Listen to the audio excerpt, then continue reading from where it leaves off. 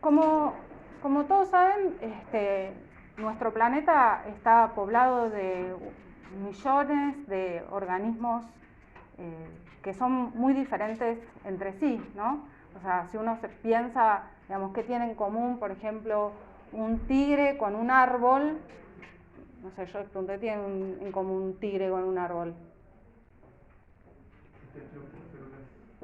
Que está hecho por células, ¿sí? O sea, toda la diversidad, digamos, de organismos vivos que pueblan el planeta están hechos por células. ¿Y qué es una célula? Un conjunto de moléculas. Bueno, ¿alguien aporta algo más? Un conjunto de moléculas, ponele, pero ¿hay algo característico que hace una célula más allá de tener moléculas? Tiene vida. ¿Cómo? Tiene vida, y porque la vida consume materia prima. Consume, o sea, usa fuentes digamos, consume nutrientes para obtener energía, pero hay algo muy importante, digamos. ¿Quién me dijo eso? Porque con esto de los barbijos... Sí, transporta ADN. ¿Y para qué le sirve ese ADN?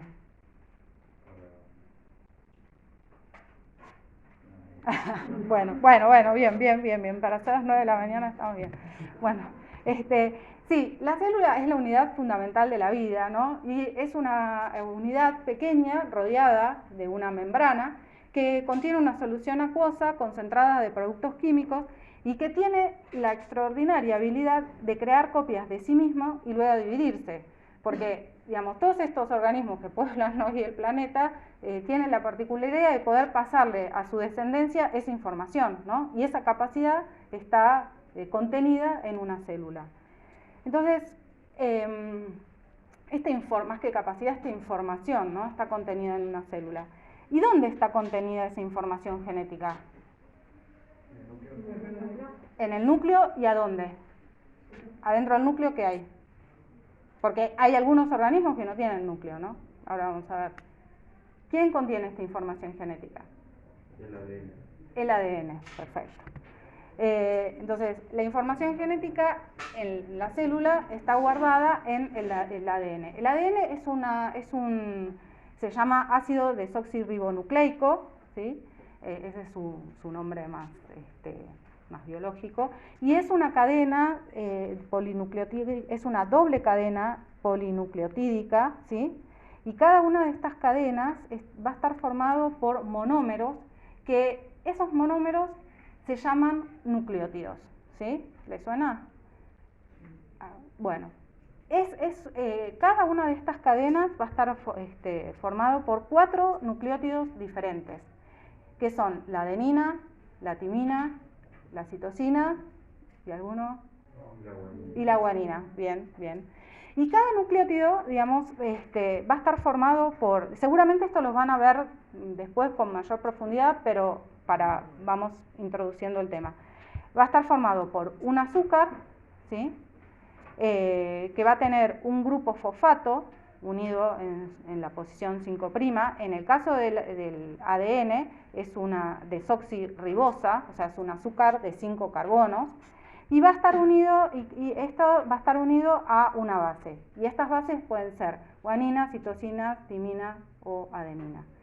Y estas cadenas se van a ir, digamos, formando por la unión, digamos, fosfodiéster entre, digamos, estos nucleótidos que se van a ir incorporando, y esta reacción va a ser catalizada por una DNA polimerasa, pero como ya les digo, supongo que esto después lo van a ver con un poco más de profundidad.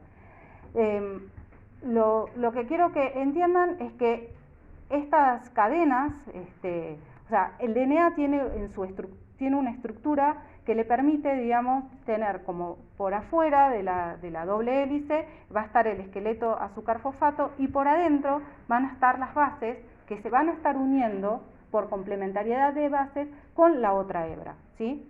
Esta propiedad de complementariedad de bases es fundamental, tanto para la transmisión de la información genética como, sí, bueno, la mitosis, pero antes de que ocurra la mitosis tiene que ocurrir algo fundamental. ¿Qué es? O sea,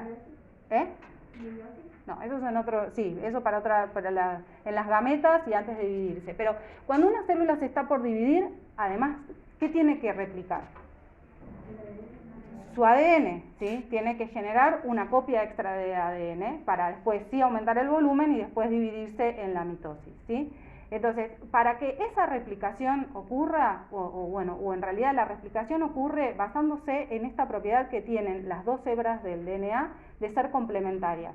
Una base es complementaria a otra. Y eso va a permitir, digamos, tanto la replicación como la formación de una molécula intermediaria que va a ser capaz de llevar esa información. O sea, la información genética para poder pasarse, poder usarse en una célula, tiene que poder expresarse, ¿sí? Y cuando hablamos de expresarse, tiene que ser capaz de generar tanto una molécula de RNA, o sea, ¿sí? Lo conocen, ácido ribonucleico, ¿sí? Y proteínas. Entonces, el mecanismo por el cual una molécula de DNA o ADN genera una molécula de RNA se llama transcripción, ¿sí? Y otra vez, en este proceso es muy importante la complementariedad de las bases, ¿sí? O sea, esta propiedad que tienen, pues no sé, por ahí no lo recalqué antes, pero vamos a decirlo, en el DNA, para que se produzca este apareamiento de bases entre las dos cadenas, esto se produce ¿por qué? Porque la adenina es capaz de unirse a la timina, ¿sí? Formando, por ejemplo, 2 puentes de hidrógeno. Y la citosina es capaz de unirse a la guanina formando 3 puentes de hidrógeno, ¿sí? Y esto es así, siempre la adenina se va a unir con la timina o la timina con la adenina y la citosina con la guanina, ¿sí? Y siempre van a estar albergadas en el interior de la doble hélice. En el proceso de transcripción, ¿sí? Lo que va a suceder es que estas dos hebras de DNA se van a separar, ¿sí? Y una de estas hebras de DNA va a servir como molde para la formación de una molécula lineal de RNA, ¿sí? Que, digamos, es muy parecida a la molécula de DNA, pero tiene algunas diferencias. Por ejemplo, la molécula de RNA también está formada por nucleótidos, pero el azúcar que lo compone no es una disoxirribosa, sino que es una ribosa, ¿sí? Por eso se llama RNA. Por otro lado, en general siempre se sintetizan moléculas de RNA que son simple cadena, no son doble cadena, son simple cadena.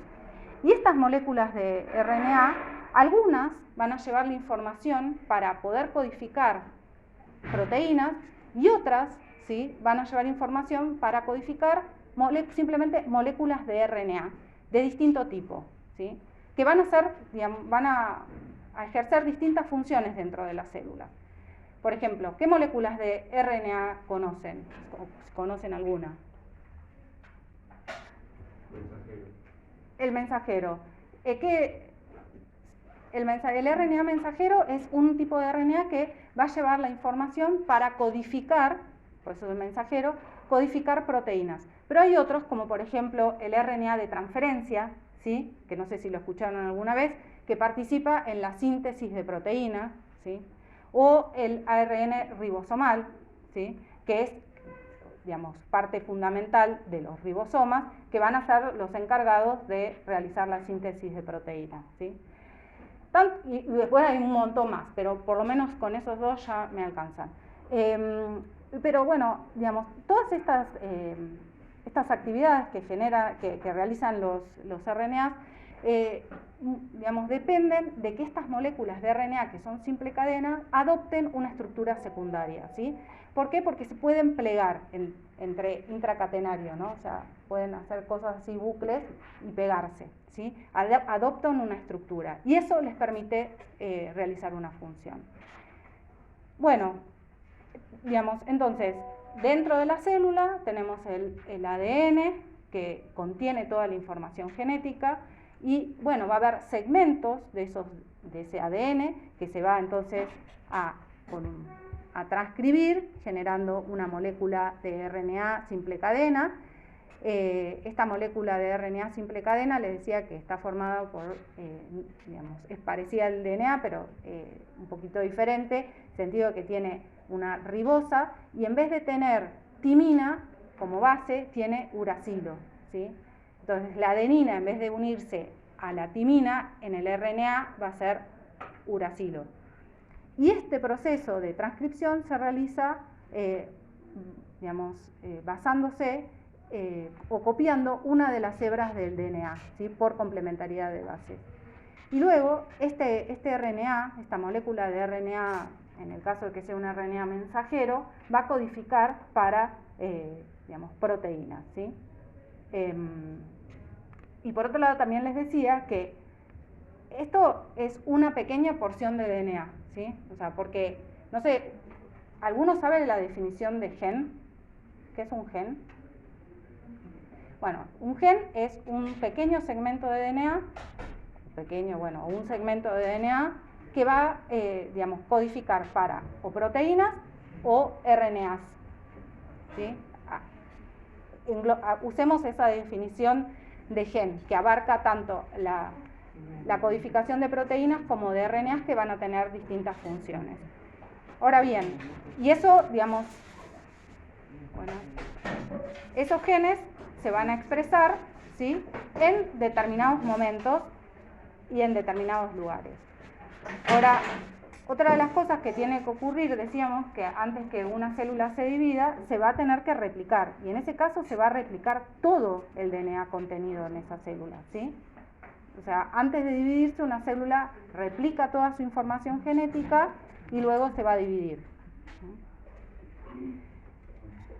Y en determinados momentos va a haber distintos genes que se van a expresar a través de digamos, de este mecanismo, primero de transcripción que genera una molécula de RNA y luego ese RNA se va a traducir en una proteína.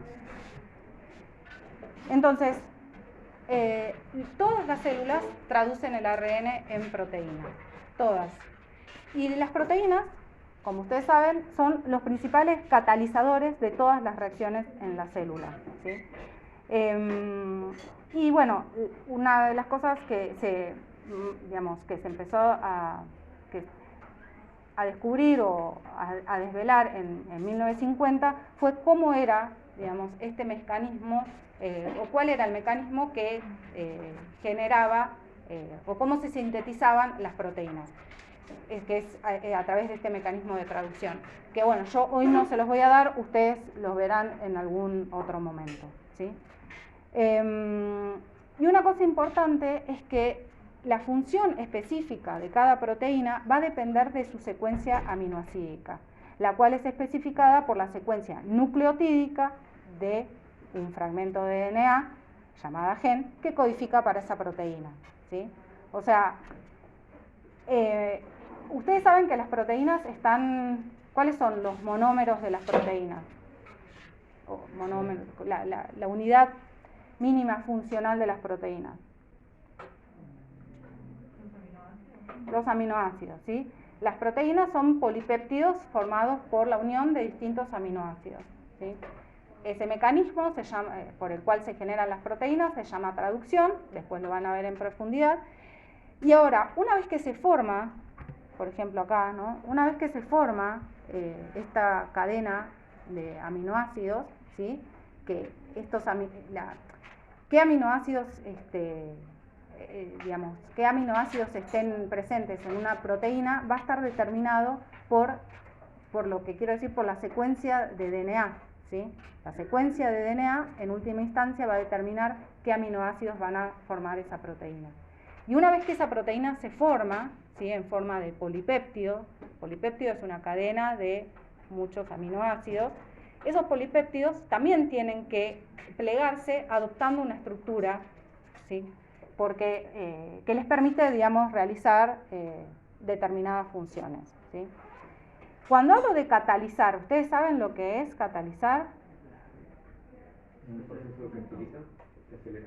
Proceso que acelera, ¿sí? O sea, las enzimas en general como que, digamos, pueden bajar el delta de energía de las reacciones y llevar a cabo reacciones. Pero bueno, más allá de eso, lo que quiero decir es que distintas proteínas van a cumplir distintas funciones. Algunos van a ser, por ejemplo, van a formar parte de lo que ahora vamos a ver, el citoesqueleto, que va a permitir darle una estructura a la célula, en el caso de eucariotas. Otras proteínas van a participar de la transcripción o de la replicación o de la traducción, ¿sí? Otras proteínas, no sé, van a realizar, van a participar en reacciones de generación de energía, ¿sí? O sea, todas las funciones que realiza la célula son realizadas por las proteínas.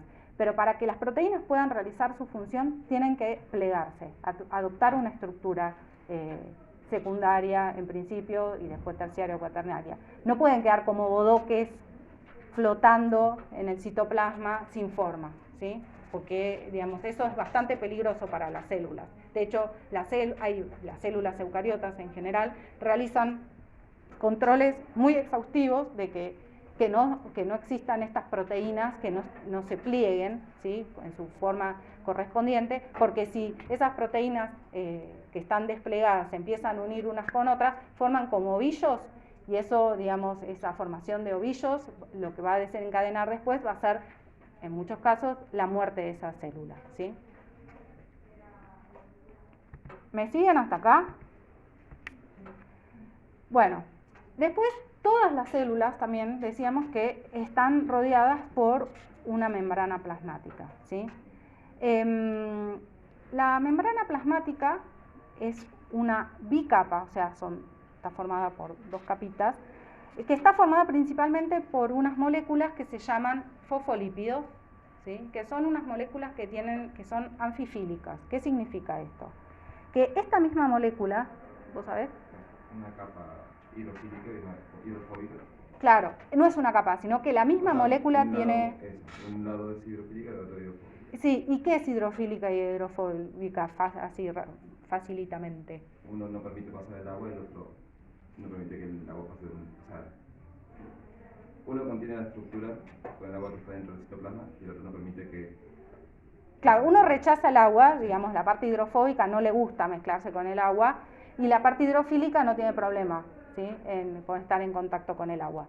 Y estas moléculas de fosfolípidos, que son estas, ¿sí?, tienen esa característica de poseer una parte de la molécula que digamos, puede estar en contacto con el agua y otra parte hidrofóbica que no está en contacto, que no le gusta estar en contacto con el agua, ¿sí? Esta es una imagen obtenida con un microscopio electrónico de transmisión, en donde pueden ver, digamos, la membrana, digamos, plasmática. Sí. Pero deja pasar los lípidos, ¿no? Los lípidos son partes fundamentales de la membrana. Y después, digamos, depende. Puede ser una grasa o algo así, puede ser un aceite para el caso de la piel. Las membranas plasmáticas además tienen colesterol, que es como una grasa, que le da como cierta flexibilidad. Y lo que pase por la membrana va a estar bastante regulado, ¿sí? O sea, va a haber, obviamente que las moléculas, bueno, hay todo un mecanismo que va a permitir el paso de moléculas de una membrana a otra. Y hay distintos mecanismos. Algunos tienen que ver con que hay vacuolas que se van a fusionar, ¿viste? Hay fusión de membranas entre una vacuola y bueno, un endosoma, ¿sí?, una organela y otra la membrana, entonces se fusionan las membranas, entonces permite el pasaje. Hay pasaje de sustancias a través de, digamos, de proteínas que van a formar como poros, que van a permitir el pasaje. Es bastante, no pasa cualquier cosa, y en todo caso pasan sustancias muy chiquititas, pero si pasa regulado. Bueno, y entonces les decía que esta particularidad que tienen las moléculas de fosfolípidos de tener una parte de la molécula hidrofílica y otra hidrofóbica, hace que cuando uno pone, por ejemplo, muchas moléculas de fosfolípido en una solución acuosa, estas moléculas de fosfolípido se juntan y forman una bicapa, forman esto, ¿no? Una bicapa lipídica, ¿sí? Entonces, separando, dejando un interior, digamos, como un lumen, un interior y el agua que las rodea. Y esto es lo que se ve en esta imagen tomada con este microscopio electrónico de transmisión, que es el que permite poder ver estas la membrana, organelas con muchísima resolución. Entonces, ¿cuál es la función de estas membranas celulares? Bueno, es que están compuestas. Una de las cosas que no les dije es que la membrana plasmática tiene una gran proporción, en su gran mayoría está formada por fosfolípidos, pero también estas membranas van a estar formadas por proteínas, ¿sí? Que van a tener distintas funciones para la actividad de la célula. Entonces, estas membranas no son simples fronteras inertes, sino que son estructuras que ejercen actividades complejas, ¿no? En principio, estas membranas son barreras permeables selectivas, en donde controlan el pasaje de iones y moléculas pequeñas, y va a impedir el intercambio indiscriminado de componentes entre, por ejemplo, el citoplasma y el exterior. Ahora vamos a ver también que esta membrana plasmática o estas membranas también van a estar presentes en células eucariotas formando organelas, ¿no? También las membranas dan como un soporte físico, ¿sí? Para la actividad de las enzimas. Como yo les digo, muchas proteínas que son proteínas integrales de la membrana cumplen actividades, por ejemplo, son capaces de recibir señales desde el exterior, como, no sé, pueden ser hormonas o en algunos casos neurotransmisores, y esas proteínas que están en la membrana pasan ese mensaje hacia el interior de la célula, ¿sí? Sí. ¿Tiene algo que ver con el metabolismo? ¿Que las membranas? Claro, cuando transmiten mensajes, pueden ser una señal. Sí, o sea, transmiten señales. No sé cuando me decís metabolismo, ¿a qué te referís? Por ejemplo, cuando nos enfermamos. Ajá. Transmite la señal a la membrana. Cuando nos enfermamos ¿de qué? Porque, a ver, por ejemplo, no sé, suponete, todos tus linfocitos, o sea, los linfocitos B, que van a ser los que van a generar los anticuerpos, en su estado inactivo tienen los anticuerpos unidos a membrana. No sé si saben que los anticuerpos son moléculas que van a reconocer específicamente una partecita pequeña de un antígeno, ¿sí? Entonces, esos linfocitos B que están en estado como inactivos, si querés, que tienen todos los linfocitos de nuestros cuerpos, van a tener en la membrana van a tener distintos anticuerpos que van a expresar, que van a poder reconocer distintas sustancias, pero un montón de sustancias diferentes, ¿sí? Entonces, cuando se llama un antígeno, una sustancia extraña, ¿sí? Entra en nuestro organismo, es reconocido por esos anticuerpos que están unidos a esos linfocitos, y bueno, eso los activa, si querés, y lo que hace es, se produce, al activarse, esa célula ya deja de tener unidos esos anticuerpos en su membrana y los libera al torrente sanguíneo, ¿sí? Yo pensaba con metabolismo, cuando vos me dijiste metabolismo, pensé en producción de energía, producción de ATP.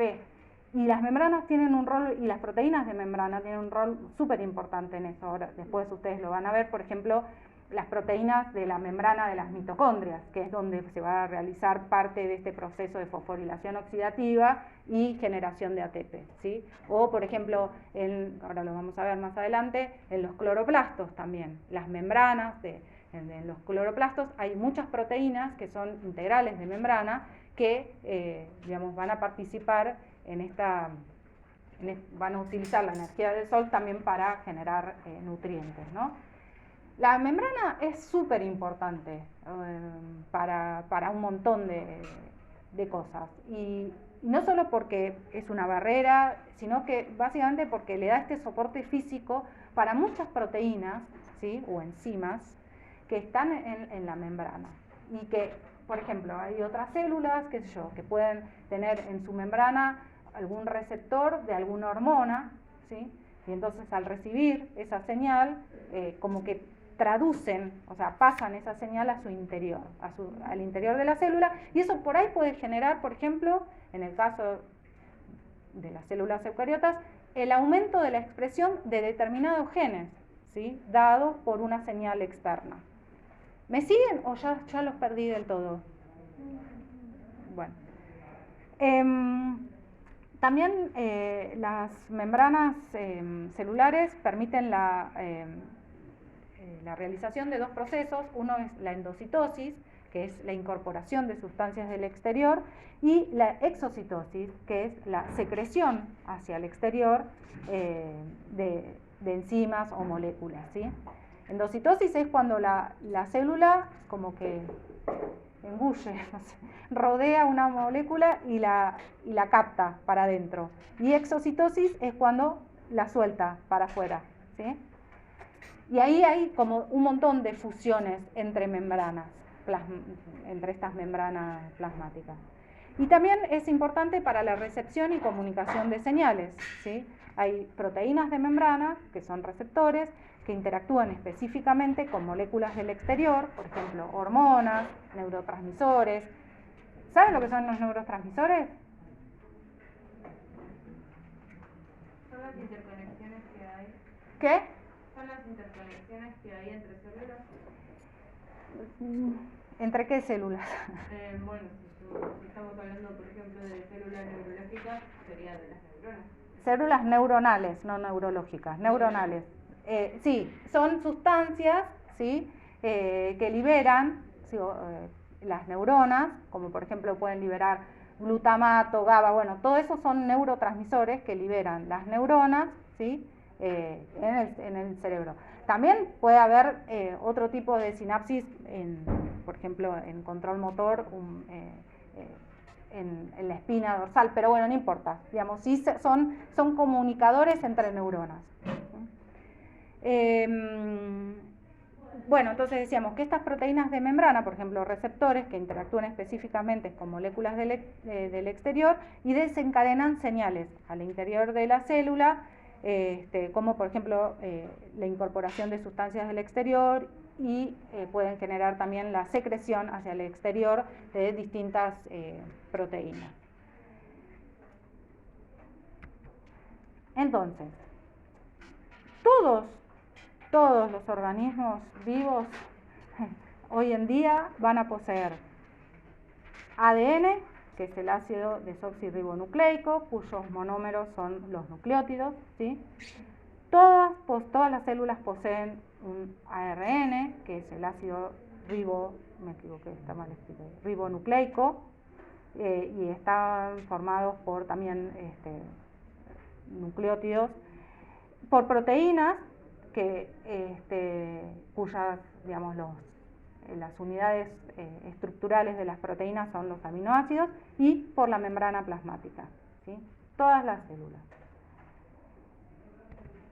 Sin embargo, en base a la estructura, las células se pueden dividir en célula procariota y eucariota, ¿sí?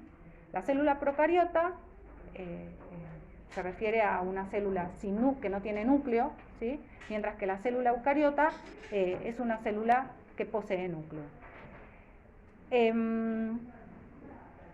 Dentro de las células procariotas se encuentra, digamos, contenidas la familia de arqueas y de bacterias. Y dentro de las células eucariotas son las células de las plantas, de los animales y de los hongos, ¿sí? Fíjense que la célula procariota tiene una pared celular, ¿sí? por fuera de la membrana plasmática, ¿sí? Y esta pared celular y la membrana plasmática rodean o contienen a este citoplasma, que en su interior va a contener una molécula de DNA, ¿sí? Y también estas células tienen ribosomas, como les dije, y seguramente acá no se muestra, pero tienen también RNA y proteínas. Mientras que, fíjense, la célula eucariota tiene digamos, en este caso le estoy mostrando una célula eucariota animal, ¿sí? Tiene un núcleo, ¿sí? En donde está contenido, ahora después lo vamos a ver más en profundidad, está contenido el ADN, ¿sí? Este núcleo está recubierto por una envoltura nuclear, ¿sí? Que digamos, se continúa con el retículo endoplasmático, ¿sí? También tiene un aparato de Golgi, también tiene mitocondrias, ribosomas libres, ribosomas que van a estar unidos al retículo endoplasmático. Cuando los ribosomas están unidos al retículo endoplasmático, ¿cómo se llama? Retículo endoplasmático rugoso, sí. Bueno, ahora vamos a ver un poco más en detalle cada cosa. Bueno, las células procariotas son el grupo más diverso y en general son organismos unicelulares y tienen una forma esférica, ¿sí? Así, o de cono, ¿sí? Pueden vivir en una variedad de nichos ecológicos diferentes y tienen una enorme variedad de capacidades bioquímicas. O sea, esto quiere decir que pueden usar distintas moléculas orgánicas como fuente de energía. Las células procariotas, bueno, digamos, comprenden a la familia de las bacterias y de las arqueas, que son, digamos, dentro del árbol de la vida son las familias más ancestrales, ¿sí? Y en general son organismos unicelulares con genomas compactos y pequeños, ¿sí? O sea, en general tienen una sola molécula de DNA. ¿Saben lo que significa genoma ustedes? El genoma es toda la información genética de una célula, ¿sí? En procariotas, ese genoma es solo una molécula de DNA circular y relativamente pequeña, ¿sí? A eso llamamos genoma. En eucariotas, el genoma, nosotros tenemos, ¿qué tenemos? ¿Cuál sería nuestro genoma de un humano? Sí, un ADN, pero nosotros tenemos ese ADN, ¿cómo se estructura? O sea, ¿está formando parte de qué? Es una doble hélice como la de los procariotas. El ADN es siempre doble cadena, pero nosotros tenemos solo una molécula de ADN circular. ¿Cromosomas? ¿Qué me dijo? Ajá, sí. En las células eucariotas, o por ejemplo en las células humanas, el ADN, en nuestro genoma, está, digamos, distribuido en cromosomas, ¿sí? Que son moléculas lineales de DNA, no son moléculas circulares, son moléculas lineales. Bueno, entonces, pero las células procariotas son organismos unicelulares con genomas compactos y pequeños. Además tienen esa pared celular que les brinda protección, ¿sí? Que es bastante rígida, que no les permite que a esas células cambiar de forma. En general siempre tienen la misma forma. Y bajo esa pared celular se encuentra la membrana plasmática que va a rodear el citoplasma, que es donde se van a realizar en una célula procariota todas las reacciones de tanto la replicación, como la transcripción, la traducción, todo se va a realizar en el citoplasma. De todos modos, hay algo que les quiero enfatizar, que es que muchos de los mecanismos que se realizan en la célula, digamos, se conservan tanto entre procariotas y eucariotas. De hecho, acá les muestro esta bacteria que se llama Escherichia coli, que es una bacteria que vive en nuestro intestino, por ejemplo, nuestro intestino delgado, que fue y es uno de los modelos de excelencia y que permitió, digamos, estudiar todos los mecanismos moleculares, como de la transcripción y la replicación y la traducción. Todos esos mecanismos que están muy conservados entre procariotas y eucariotas, se empezaron a estudiar en bacterias. Y, digamos, en líneas generales el mecanismo es el mismo, se conserva, ¿sí? Lo único que a veces lo que sucede es que los eucariotas todo es más complejo. El genoma es más grande, hay más proteínas, como que intervienen muchas más proteínas en esos mecanismos, pero los mecanismos se sostienen, son iguales. De hecho, uno puede agarrar un pedacito de gen de un humano y expresarlo en una bacteria y se va a expresar, ¿sí? O sea, y al revés. Bueno, no, al revés va a necesitar algunas cosas. No sé si bacterias a humanos, no, pero de humanos a bacterias seguro que se va a expresar. Bueno, y esta pared celular que rodea a los organismos, a las células procariotas, que en general las células procariotas les decía que son organismos unicelulares, pocos viven formando pocos se asocian formando como comunidades, colonias, sí. Colonias sí, pero la colonia es una célula arriba de la otra, ¿sí? Y en algún tipo particular de nicho, ¿no?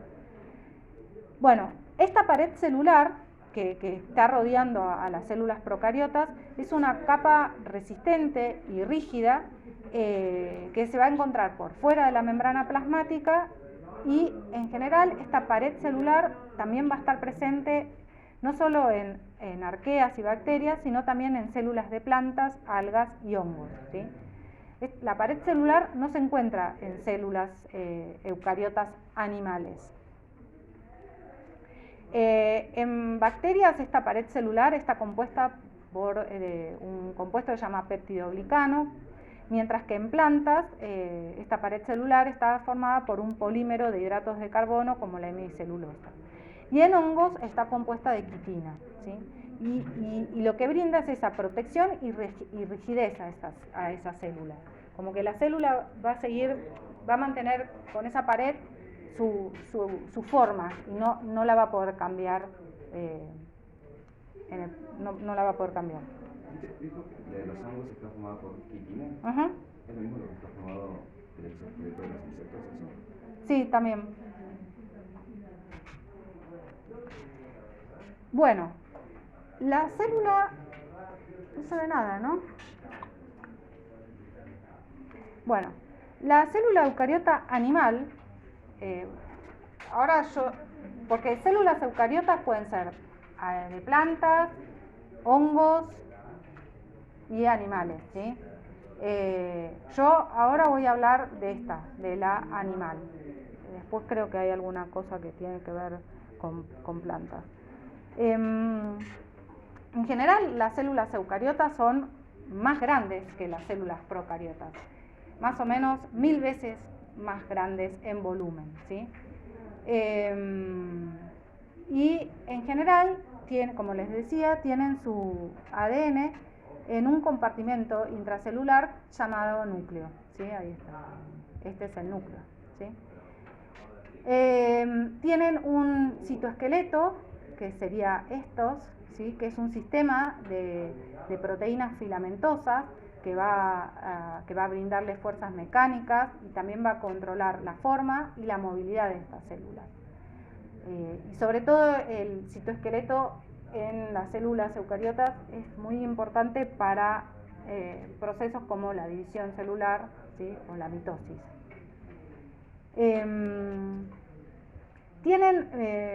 Las células eucariotas tienen membranas internas que son similares a la membrana plasmática, que va a rodear, a distintos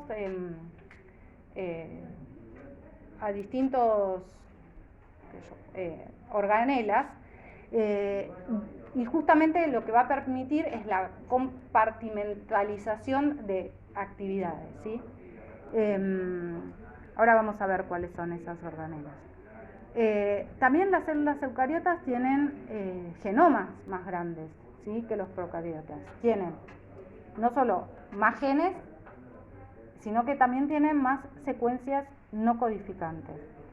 O sea, en los eucariotas, más o menos el 98% del genoma humano, por ejemplo, no codifica para proteínas, ¿sí? O sea, una pequeña porción del genoma solo va a codificar para, el 2% de hecho, para proteínas. El resto son secuencias de DNA que no se van a que no van a codificar, ¿sí? Dentro de estas secuencias no codificantes, ¿sí?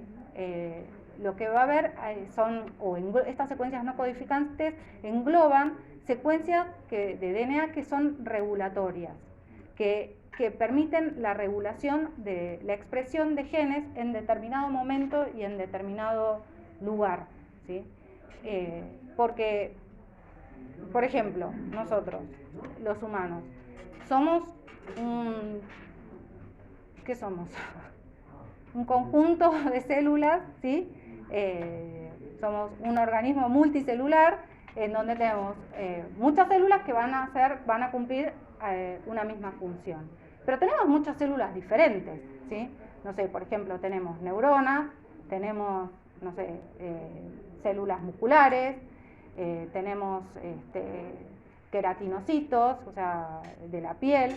Y, bueno, no tengo acá una imagen para mostrarles, pero ustedes, una neurona, ¿tiene la misma forma que una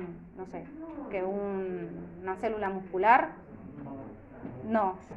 Sin embargo, ¿tiene el mismo DNA o no? ¿Sí?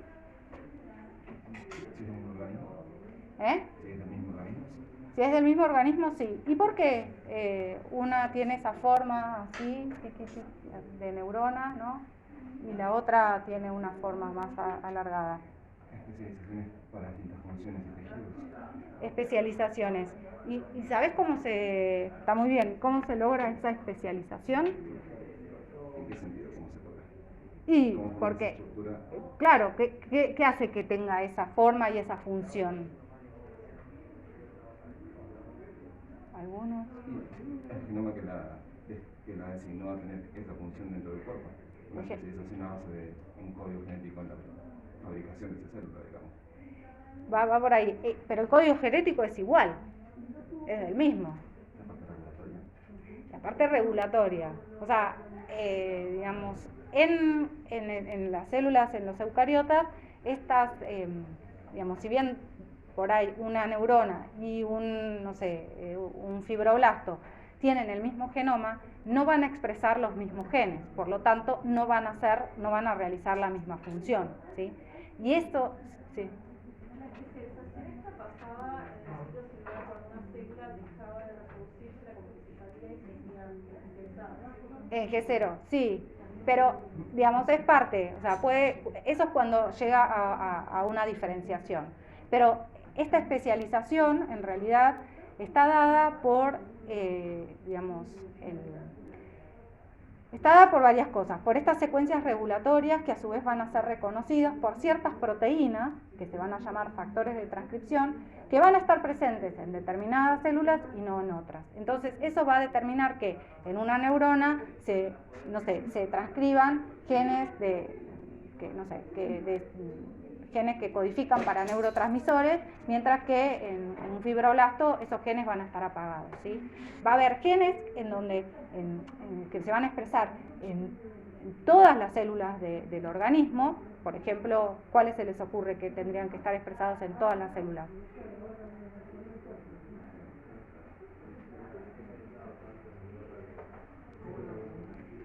¿Qué genes tendrían que estar expresados en todas las células?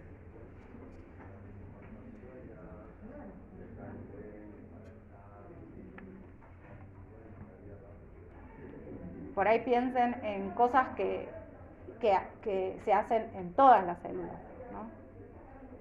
Los que se replicaron de células preexistentes, ay, no sé cómo decirlo.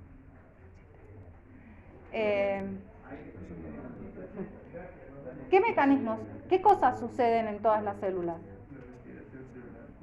La respiración celular, por ejemplo. Sí, puede ser. ¿Qué más? La replicación, ¿sí? La transcripción, la traducción, o sea, todos estos genes que van a, que van a realizar mecanismos comunes y que tienen que suceder sí o sí, se van a expresar en todos lados. Ahora, en algunas células se van a expresar ciertos genes que tienen que ver con la función de esa célula, y eso está controlado no solo por estas zonas regulatorias, no codificantes, que van a ser reconocidos por proteínas que se llaman factores de transcripción, que van a inducir la expresión de esos genes, ¿sí? O sea, la diferenciación celular está dada por la presencia de factores de transcripción que van a regular la expresión de ciertos genes en unas células y en otras no, ¿sí? A pesar de que tienen el mismo genoma, la información está. Todas las células de un organismo tienen la información para expresar todos los genes. Que se decida expresarlo o no tiene que ver con otra cosa. Y que es esa otra cosa es la presencia de estos factores de transcripción que van a reconocer estas secuencias regulatorias, que van a regular la expresión de los genes. ¿Me siguen? ¿O más o menos?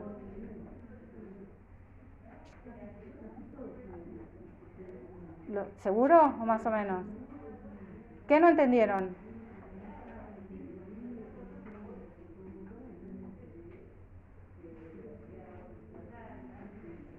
¿La secuencia regulatoria es algo que está adentro de la célula? Claro, está. O sea, a ver. Ustedes pónganle, este es el DNA, ¿sí? Bueno, tenemos nuestros cromosomas, ¿sí? Bueno, esta es una molécula de DNA. Y póngale que en las células eucariotas, digamos, de acá a acá hay un gen. Las secuencias regulatorias en general están entre los genes, ¿sí? Esto sería como una secuencia regulatoria. Y esto, lo que, digamos, de alguna manera, esta gran cantidad de secuencias regulatorias no codificantes, lo que permite es el pegado de, no sé, proteínas que van a ayudar o que van a aumentar o van a inducir la expresión, o sea, la síntesis de un RNA de este gen. ¿Se entiende? O sea, las secuencias regulatorias están en el genoma, están en todas las células del genoma están. Lo que pasa es que no todas las células tienen estas proteínas capaces de reconocer estas secuencias, ¿sí? Y por eso unas hacen una función y otras otra. ¿Ahí se entendió un poco más? ¿Estas proteínas son externas o las genera la célula? No, las genera la célula. Sí. No, externo no. Bueno, entonces, la célula eucariota decíamos que tienen genomas más grandes que los procariotas, más genes y secuencias no codificantes, ¿sí? Y estas secuencias no codificantes, que son secuencias regulatorias, van a regular dónde y cuándo se expresa un determinado gen. Y otra de las cosas que que les quería seguir comentando antes de que pasemos puntualmente a cada uno, es que la célula eucariota, se ve mejor acá, ¿no? Tiene distintas organelas que van a estar rodeadas por, digamos, una membrana que básicamente es igual a la membrana plasmática. ¿Qué organelas se acuerdan que tienen las células eucariotas?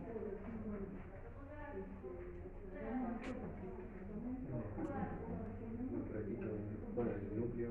El núcleo, sí, que está, ahora lo vamos a ver, el núcleo que contiene los cromosomas o el genoma, el nucleolo. Bueno, después tenemos el retículo endoplasmático, que es este, ¿sí? Bueno, después, ¿qué más?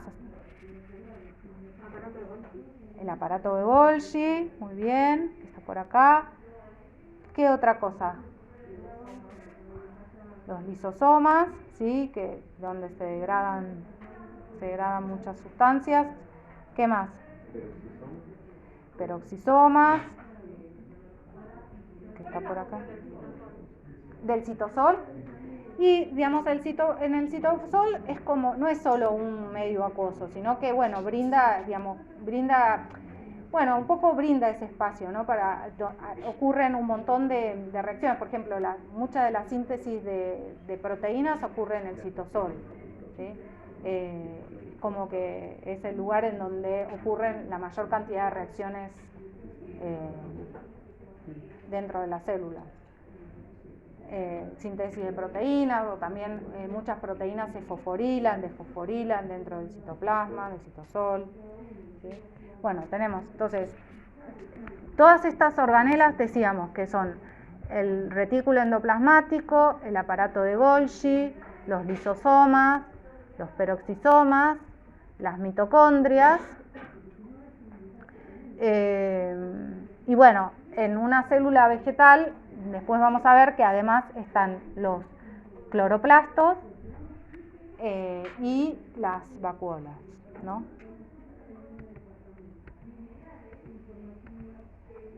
Entonces, no se ve nada. ¿Me quiero cerrar ahí un poco? ¿Ustedes ven? Bueno, si no ven, cierren.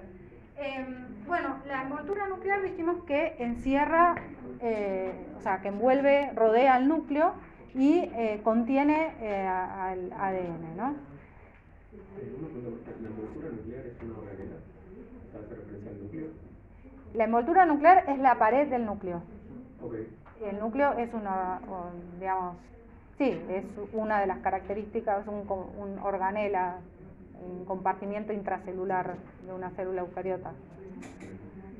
Entonces, la membrana del núcleo se llama envoltura nuclear, ¿sí?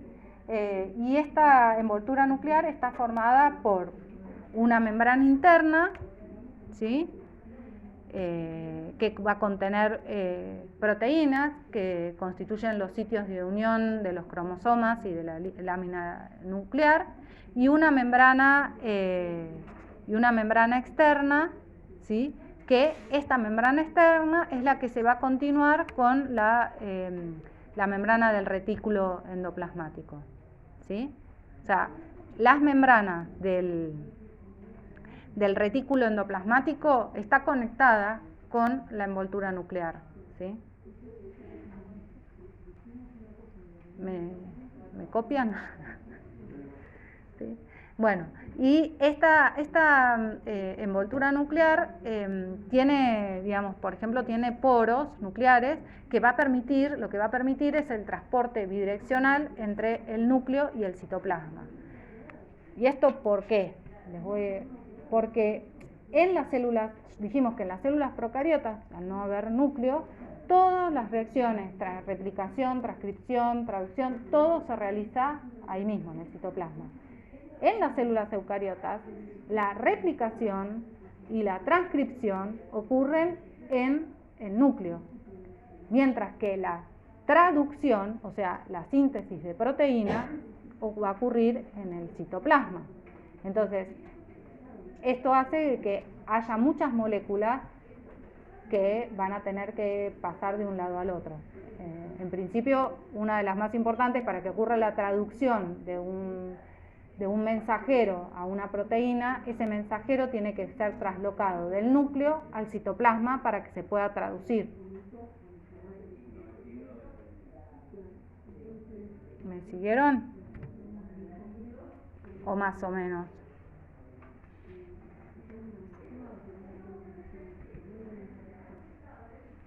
Hello. ¿Me entendieron o no? ¿Sí? ¿Saben? ¿Alguna vez escucharon esto? ¿Sí? Más o menos. ¿Es la primera vez en la vida? ¿Puedes repetir la parte de la traducción y la... no me acuerdo mejor? ¿Transcripción? Sí. ¿Dónde ocurre? ¿En qué parte? En la... Mira, en eucariotas la transcripción, que era la formación de una molécula de RNA a partir del DNA, ocurre en el núcleo. La replicación también. Ahora, la traducción, que es la síntesis de una proteína a partir de un RNA mensajero, eso va a ocurrir en el citoplasma. ¿Sí? Entonces, digamos, se lo estaba comentando porque en la envoltura nuclear hay poros, porque bueno, hay un tráfico de proteínas entre el núcleo y el citoplasma. Sí. ¿Sería entonces traducción en el gen y transcripción en el citoplasma? ¿Cómo? Repetirme. ¿Se daría la traducción en el gen? No, un gen se transcribe en el núcleo, ¿sí? Se transcribe, ¿qué quiere decir? Que una molécula, ustedes tienen una molécula de DNA doble cadena, ¿sí?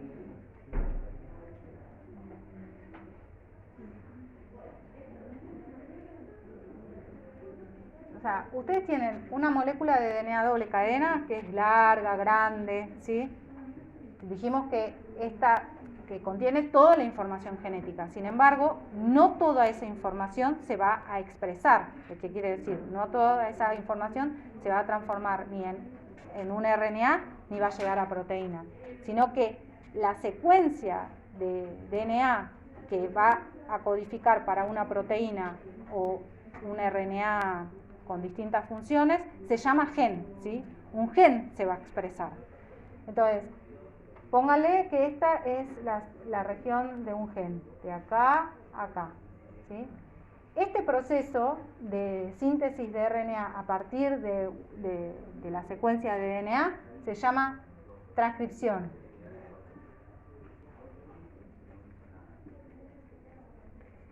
Y esta transcripción ocurre en eucariotas en el núcleo. En procariotas ocurre en el citoplasma, ¿sí? Y este proceso, el proceso por el cual una molécula de RNA sintetiza una proteína,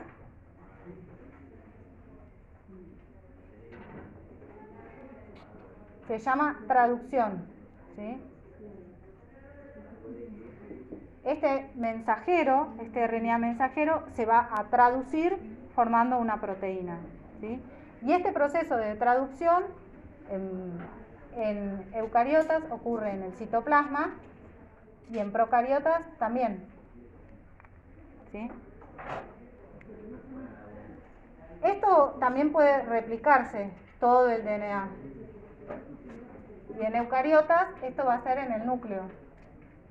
Y en procariotas va a ser en el citoplasma, ¿sí?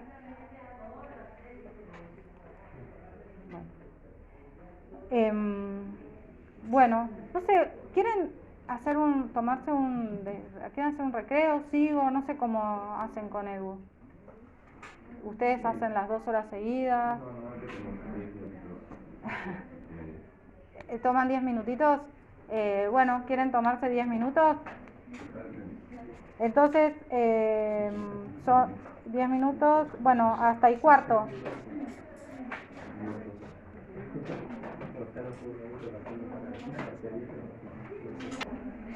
Bueno, seguimos, pues si no, no vamos a terminar. Ahora un poco vamos a ir viendo como cada uno de estos, cada una de las organelas de la célula eucariota, ¿no? Bueno, vamos a seguir por las mitocondrias, ¿no?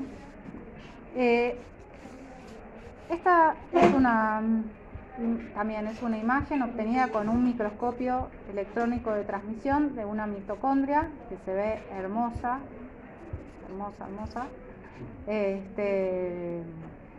en donde se puede ver que, bueno, las mitocondrias están rodeadas por una doble membrana, una membrana interna y una membrana externa. Como decíamos hace un ratito, las mitocondrias son las encargadas de generar la energía, ¿no? El ATP, ¿sí? ATP, que la célula necesita para realizar todas las actividades, todas, o sea, desde, no sé,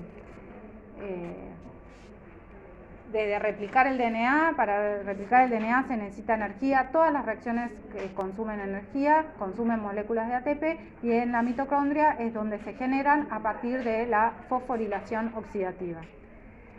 Una característica interesante y que también, digamos, ahora vamos a ver, por ahí explica su origen, es que las mitocondrias tienen su propio genoma en forma de ADN circular, y también, por lo tanto, tienen sus propios ribosomas y sus propios ARNs de transferencia, que son los que van a estar participando del mecanismo de traducción. Digamos, ¿cuál es la teoría cuál es la teoría sobre cómo se originaron las mitocondrias? Bueno, la teoría más aceptada acerca del origen de las mitocondrias es que una bacteria aeróbica, ¿sí? Digamos, primero lo que se piensa en general es que la célula primordial eucariota era una célula que era predadora, o sea, era capaz de comerse a otras bacterias, ¿sí? Entonces, digamos, eso facilita, o facilitó también aceptar esta teoría acerca de del origen de las mitocondrias, en el sentido de que, bueno, lo que se piensa, es que una célula, una bacteria, aeróbica, capaz de realizar, de metabolizar oxígeno, fue, comida por otra bacteria, anaeróbica, que era incapaz de metabolizar el oxígeno. Y de esta simbiosis, o sea, la bacteria, anaeróbica se comió a la aeróbica, y de alguna manera esa simbiosis impidió que esta bacteria aeróbica fuera degradada, y permitió el origen de las mitocondrias, o se piensa que esto permitió el origen de las mitocondrias hace 1500 millones de años atrás, ¿no? Y de hecho, luego lo que se piensa también es que a partir, ya de esta célula eucariota aeróbica, también por engullirse, por comerse a otra bacteria, permitió también luego la generación de estas membranas internas que luego van a dar origen a todas las organelas, ¿no? ¿Una bacteria aeróbica significa que tiene membrana plasmática? No, aeróbica es que puede usar el oxígeno, que es capaz de metabolizar el oxígeno. No, todas las bacterias tienen membrana, ¿sí? Y la pared. Que sean aeróbicas o anaeróbicas, quiere decir que son capaces. Las aeróbicas pueden metabolizar el oxígeno y las anaeróbicas no. Entonces, como el planeta también en ese momento estaba cambiando, se necesitaba, era como un requerimiento de poder vivir, poder metabolizar el oxígeno para poder vivir. Se piensa que entonces una bacteria, ¿Sería 1,5 mil millones de años? 1.5 millones de años, sí. 1.5 billones. Billones, o sea, 1.500 millones. ¿Es lo mismo decir 1.000 millones que billones? Es lo mismo decir que 1.000 millones que billones. 1.000 millones. 1.000 millones, 1.000 millones es un billón, ¿no? Sí. Entonces, ¿qué me dijiste? Entonces sí sería 1.5 billones. Billones, o sea, 1.000 millones, 1.500, no, 1.000 millones, como no sé cuántos años son. Para mí es millones de años, pero puede ser billones. ¿Cómo sería escrito? De larga.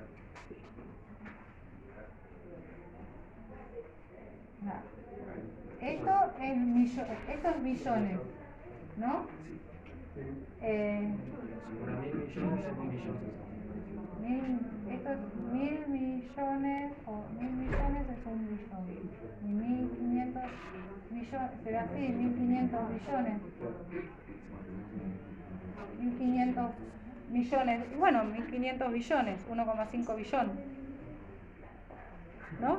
Bueno, no sé, hace mucho.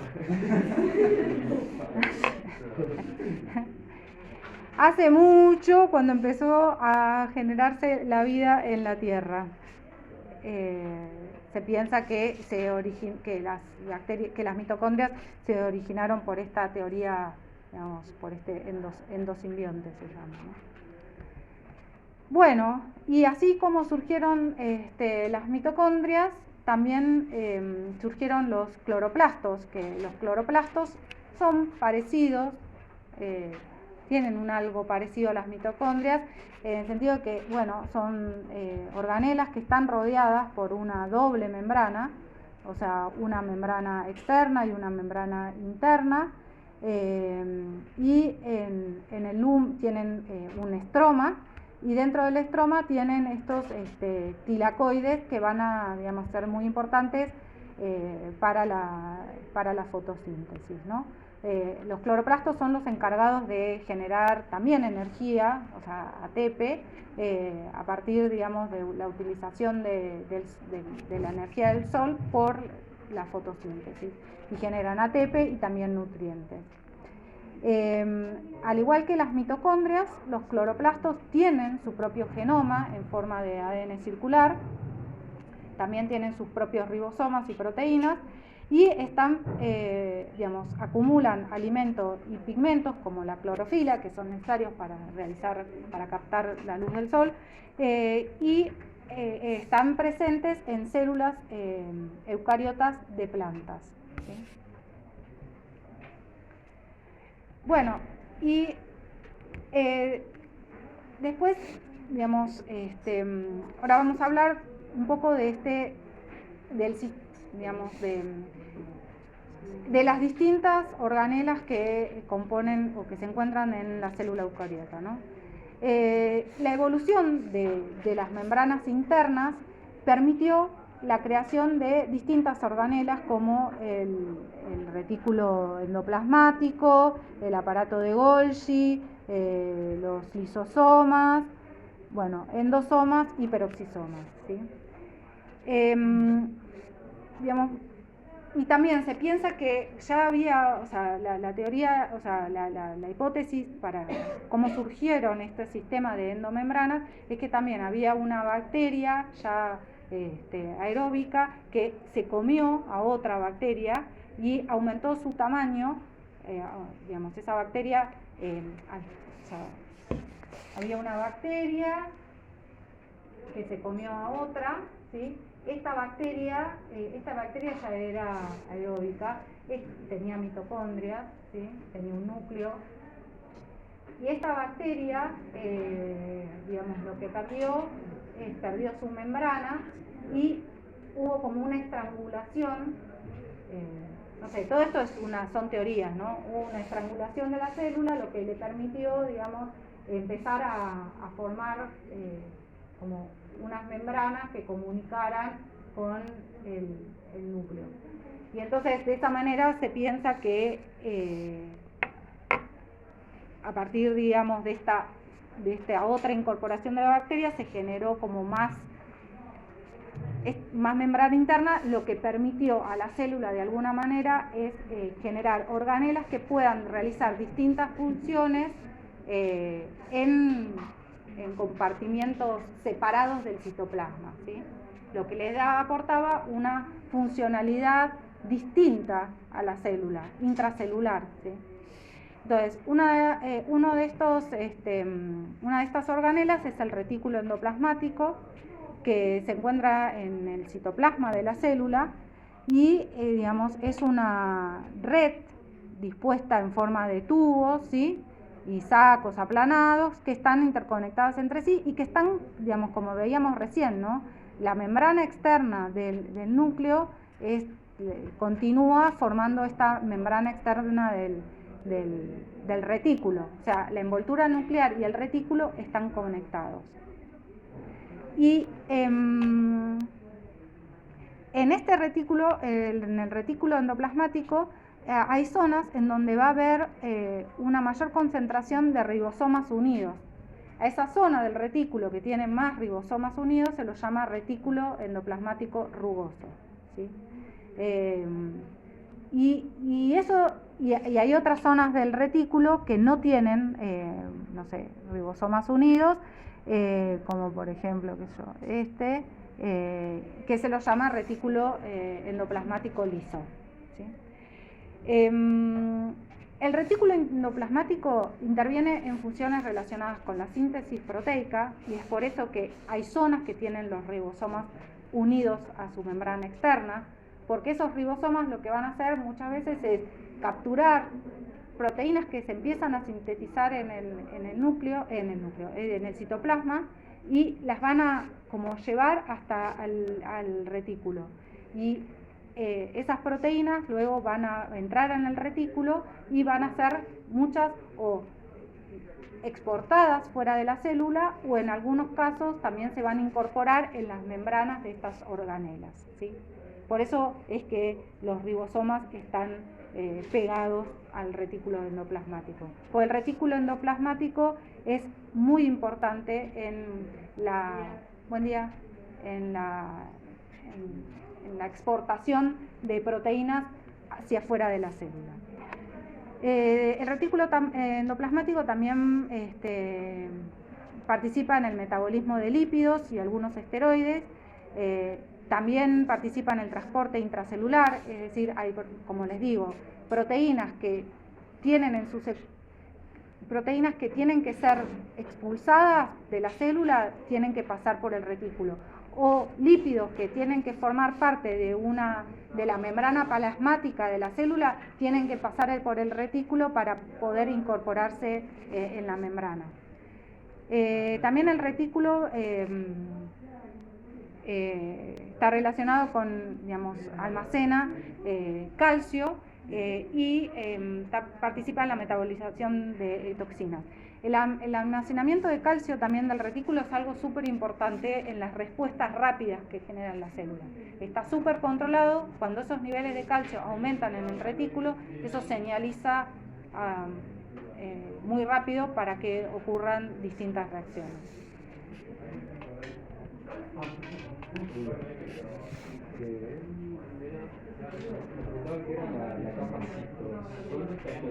Sí, ¿del retículo o de cuál? La cara citosol, ¿o era esto? Perdón. ¿Acá? Sí, en el retículo endoplasmático rugoso posee numerosos ribosomas asociados en la cara citosólica. Claro, la cara citosólica es esta, la que da el citoplasma. Al citosol o citoplasma es lo mismo, ¿sí? Y es por eso que les decía que muchos de estos ribosomas que están pegados en la cara citosólica están pegados ahí porque están participando de un proceso que se llama de traducción es una traducción es un proceso de cotraduccional, está sintetizando proteínas y a medida que se van sintetizando esos ribosomas como que la proteína está haciendo así, ¿no? Ustedes tienen esta secuencia de mensajeros que es reconocido por un ribosoma. De repente el ribosoma reconoce en esta proteína, en este mensajero, una señal. Acá este es un ribosoma. Este es un mRNA. ¿Sí? Y de acá está saliendo una cadena polipeptídica, o sea, una proteína. ¿Sí? En esta cadena proteica, de repente, ni bien, mientras que van sintetizando, aparece una señal que es reconocida por una proteína del retículo, supónganse que está acá, y lo que hace, está reconocida por eso, pónganle esta, que lo que hace esta otra proteína es que acerca todo este complejo al retículo, ¿sí? O sea, como que arrastra esta proteína que se está empezando a traducir, la arrastra al retículo, porque aparece una señal en su extremo más amino, no importa, o aparece una señal en esa proteína que está sintetizando. Entonces, ese ribosoma es arrastrado al retículo y queda del lado citosólico, ¿sí? Y este procesamiento, esta síntesis de proteica se llama cotraduccional porque, bueno, a medida después que se van sintetizando las proteínas, van traslocando por el retículo, pasan al retículo y luego van a seguir lo que se llama la vía de secreción, que van a terminar esas proteínas o liberándose hacia el medio extracelular o incorporándose en las membranas, ¿sí?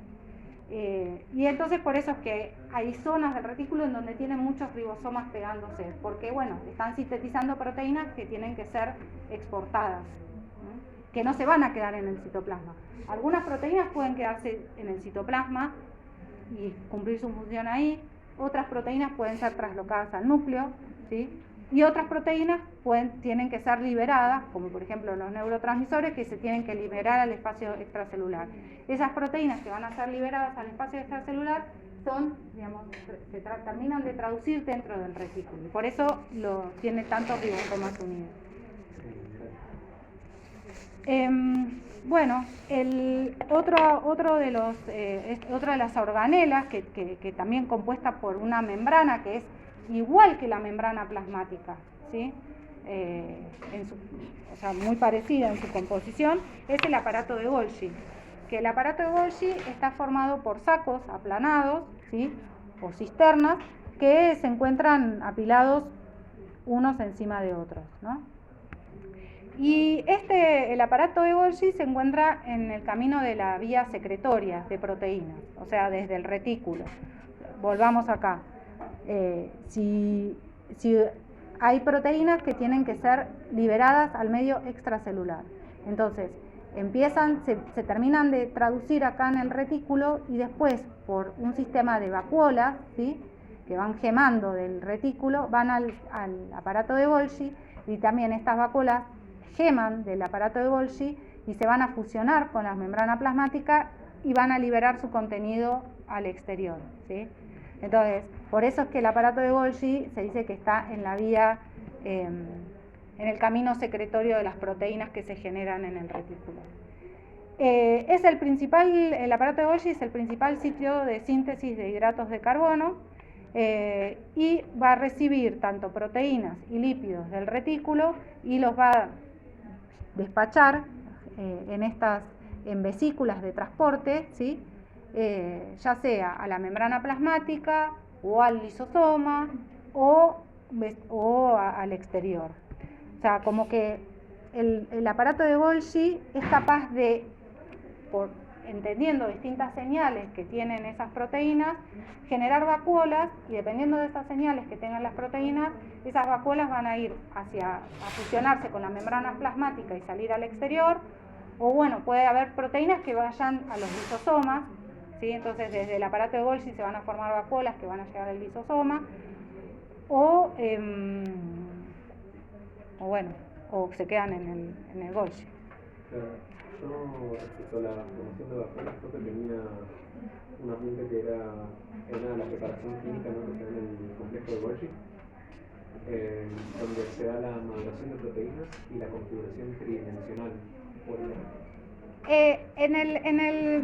Mira, sí, puede ser, o sea, en el aparato de Golgi se van a glicosilar un montón de proteínas, o sea, se les van a agregar como azúcares o los azúcares se van a modificar. Entonces sí, hay muchas modificaciones que sufren las proteínas ahí y una vez que esas proteínas ya se modificaron, es como que son englobadas por estas vesículas que ves que es como que se van desprendiendo del Golgi, ¿no? Pero como el Golgi tiene la misma membrana que, por ejemplo, la membrana plasmática, estas vesículas pueden fusionarse con la membrana plasmática y después liberar. Es un proceso más complicado, no lo van a ver ahora ustedes en este curso, lo verán, en todo caso, conmigo de nuevo en tercer año. Pero digamos, la idea es que sí, el Golgi clasifica hacia dónde van a ir las proteínas. Se van afuera, entonces mando vesículas que se fusionen con la membrana plasmática y los elimino. ¿Tienen señal de que tienen que ir al lisosoma? Bueno, armo vesículas, los mando al lisosoma. ¿No se terminaron de plegar bien? Pues a veces pasa que llegan proteínas del retículo que no están bien plegadas que yo, las devuelvo al retículo, ¿sí? Es como un clasificador de proteínas. Y bueno, después están los lisosomas y los endosomas, que también son organelas que están rodeadas por membrana, y básicamente los lisosomas van a contener enzimas hidrolíticas que funcionan a pHs muy bajos, o sea, pHs ácidos. Y estas enzimas hidrolíticas pueden ser proteasas, nucleasas, lipasas, glicosilasas, fosfatasas, todo. El lisosoma degrada todo. Degradan organelas que ya no sirven, macromoléculas o partículas tomadas del exterior por la célula, por endocitosis, o sea, es un centro de, digamos, es un centro de degradación muy importante que imagínense que también es altamente peligroso, porque si se llegan a escapar todas esas enzimas hidrolíticas al interior del citoplasma, puede generar un caos, ¿no? Se nos podría matar todo, o sea que también tiene que estar bastante controlado. Que son capaces de hidrolizar, de cortar. Las nucleasas van a reconocer ácidos nucleicos y los van a degradar, los van a cortar. Las lipasas van a reconocer lípidos y los van a cortar. Las fosfatasas van a reconocer, van a quitar fosfatos de las proteínas. Las proteínas muchas veces tienen modificaciones que se llaman post-traduccionales, es decir, una vez que se tradujeron, después pueden modificarse covalentemente. Por ejemplo, pueden incorporar grupos fosfatos por una quinasa. Las proteínas que agregan fosfatos a las proteínas se llaman quinasas y las proteínas que sacan esos fosfatos se llaman fosfatasas. Entonces, bueno, el lisosoma puede, puede terminar degradando cosas a través de distintas vías. Por ejemplo, puede ser que se endociten partículas, ¿sí? Se endociten partículas del medio extracelular, o sea, hay como una invaginación de la membrana, ¿sí? Se invagina la membrana, se forma un endosoma que luego va a terminar en, ese contenido va a terminar en un lisosoma para que se termine de degradar. Puede ser que también en distintas, por ejemplo, hay distintas células que tienen una capacidad fagocítica importante, ¿no? Por ejemplo, los macrófagos de nuestro cuerpo pueden fagocitarse bacterias, o sea, las pueden rodear y formar un fagosoma, y ese fagosoma luego es transferido a los lisosomas, para que se degrade. También puede haber autofagia. ¿Qué quiero decir con esto? Por ahí ya hay organelas que ya no sirven y que se tienen que degradar, y esto se hace a través de esta autofagia, ¿no? que también es reconocido por el lisosoma y puede ser degradado. Bueno, y los peroxisomas también están en esta, o sea, son otras organelas que están digamos, formadas, rodeadas por esta membrana simple.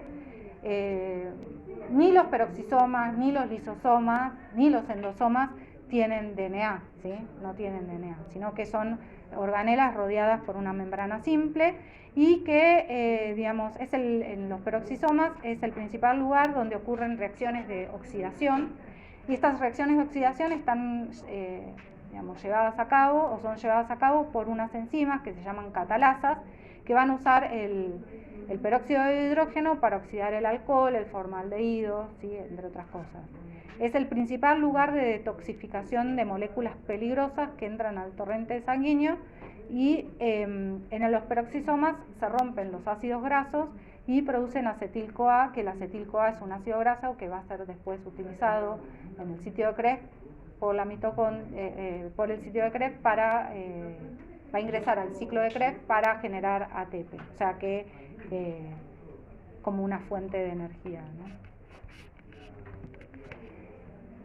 Y otras organelas, estas que son las vacuolas, que van a estar presentes en las células eucariotas, pero de plantas. No están presentes en células eucariotas animales, ¿sí? Sino en las células eucariotas de plantas. Y normalmente fíjense, esta también es una microscopía electrónica, en donde se muestra que acá están los cloroplastos, y fíjense el tamaño de esta vacuola, ¿no? Normalmente ocupan el 30% del volumen de la célula, o pueden llegar a ocupar mayor volumen, ¿no? Y también, bueno, las vacuolas contienen enzimas hidrolíticas, y en algún lugar, digamos, y es por eso que se parecen un poco a los lisosomas, ¿no? Pero realizan tareas distintas que los lisosomas. Las vacuolas sirven como reservorios de nutrientes o de desechos celulares, y, o sea, pueden funcionar como un compartimento en donde se pueden degradar moléculas o guardarlas, pero también las vacuolas pueden llegar a regular la turgencia celular, evitando que las plantas se marchiten. O sea, frente a cambios, digamos, cambios de humedad, las vacuolas pueden ayudar a evitar, digamos, que se marchite la planta.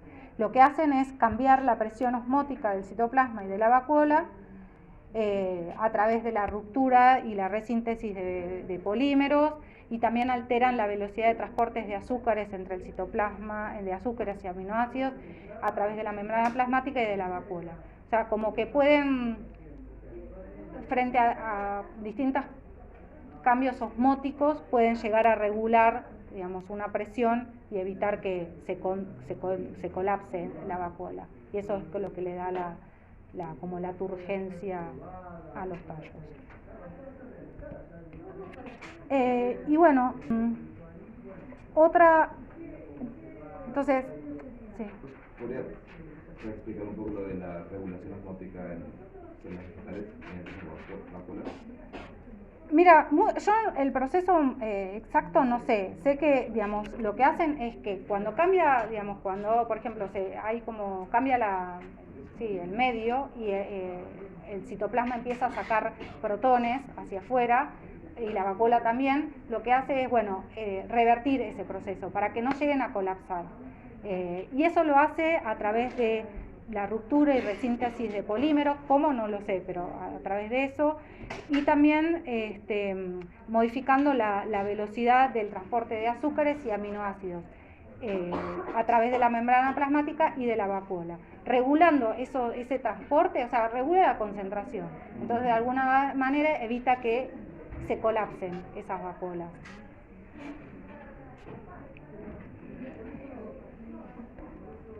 Bueno, una cosa que quiero recalcarles es que todas las células eucariotas entonces tienen no se ve nada ahí, ¿no? Yo no veo nada. Y estoy acá cerca, no sé cómo ven ustedes. Todas las células eucariotas entonces tienen mitocondrias, tienen lisosomas, tienen endosomas, tienen peroxisomas, tienen retículo endoplasmático liso y rugoso, tienen aparato de Golgi, ¿sí? Eso todas las células eucariotas. Ahora, las células eucariotas animales no tienen todo eso y, por ejemplo, no tienen una pared celular, a diferencia de las células eucariotas de plantas, que sí tienen una pared. Además, las células eucariotas de plantas, además de tener todo esto, tienen vacuolas. Sí. Tienen vacuolas y tienen cloroplastos, ¿sí?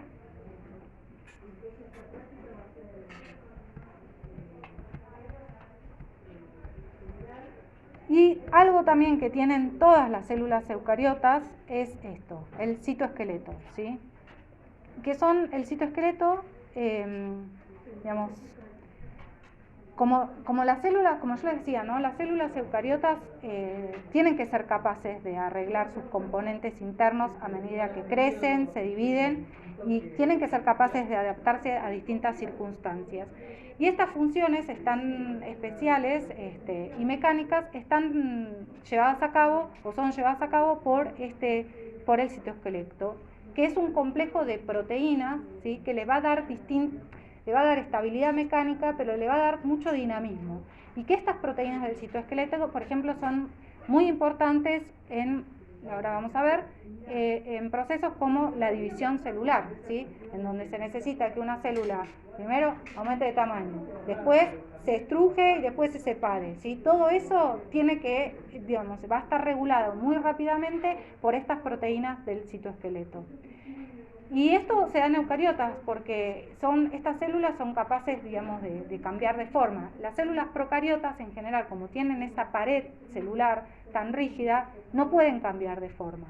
No pueden como estirarse y formar filopodios, lamelipodios. No, tienen una forma y punto. Entonces, ¿cuáles son las funciones del citoesqueleto?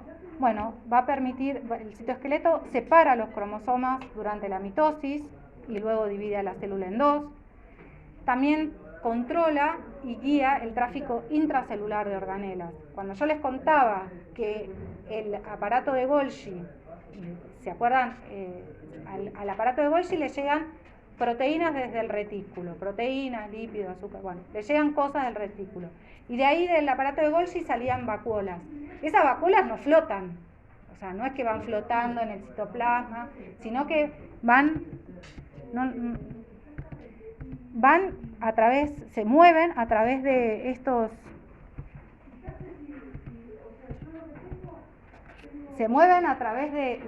ustedes no sé si lo ven, pero se mueven a través de los microtúbulos, ¿sí? Hacia el exterior celular.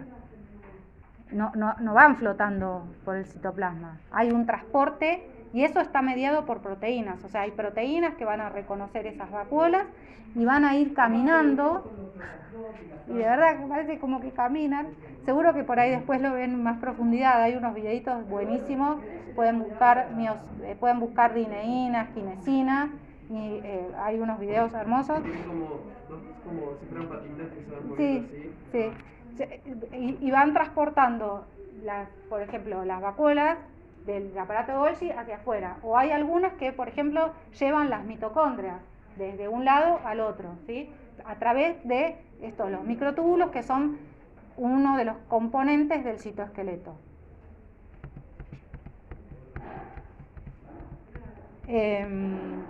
También proporciona, las uniones mecánicas que le permiten a las células soportar las tensiones sin desgarrarse. Permite que algunas células, como por ejemplo el esperma, naden, y otras, como los fibroblastos, se puedan mover a través de la superficie, ¿sí? Y esto es porque pueden cambiar muy rápidamente la forma, ¿no? Retraerse y estirarse, retraerse y estirarse. ¿Eso es como los flagelos?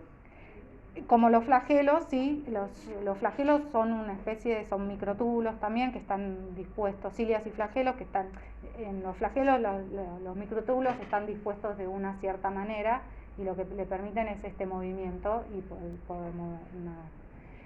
Y también provee la maquinaria para que las células musculares se puedan contraer y las neuronas puedan extender sus axones y dendritas, ¿no? Todo esto son las funciones que tiene el citoesqueleto. Entonces, el citoesqueleto es dinámico y adaptable. ¿Y esto por qué? Porque la célula tiene que poder reorganizarse estructuralmente rápido y desensamblar filamentos en un sitio y reensamblar filamentos en otro.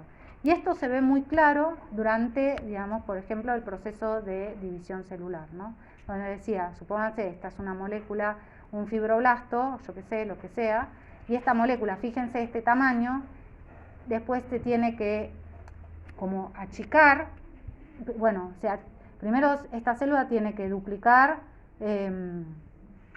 su DNA, achicarse, ubicar estas cromátidas en el uso mitótico, todo esto está facilitado por el citoesqueleto, luego estrangularse y dar origen a dos células distintas.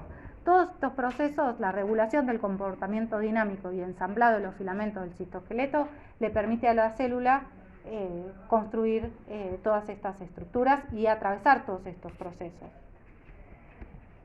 Bueno, ¿cuáles son los componentes del citoesqueleto? El citoesqueleto está conformado por 3 filamentos proteicos, que son los filamentos de actina, los microtúbulos y los filamentos intermedios, y también por proteínas accesorias. Los filamentos de actina son los que determinan la forma de la superficie celular y son necesarios para el movimiento celular. En general, la actina se va a encontrar acá, por debajo de la membrana plasmática, acá, ¿sí? Los microtúbulos son los que van a determinar la posición de las organelas. Oh.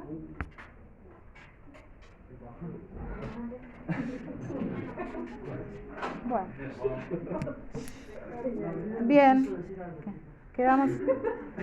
¿Que son 11 menos 5 o qué? 5 minutos. Sí. Ah, ahí continúa, ok.